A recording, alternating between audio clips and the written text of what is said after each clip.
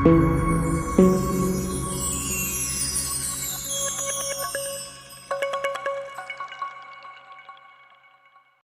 راح نسوي الكليتشة العراقية.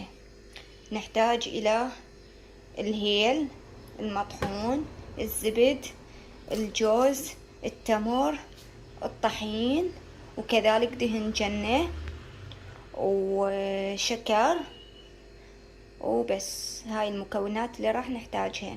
حطينا كيلو طحين وهيل خاشوقتين كبار مال أكل، وخلينا رشة ملح. وحاليا هسه بعد ذلك ضفنا الدهن الجنة والزبد، وضفنا الخمرة نسيت اقولكم عليها، وشوية ماي، وعجناها وصارت بهذا الشكل. راح نتركها تختمر وبعدها نرجع بباقي الفقرات. هسه نحمص السمسم.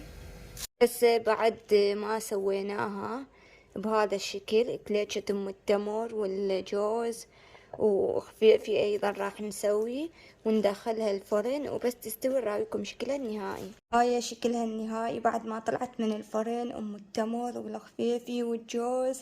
وسيكم الف عافية.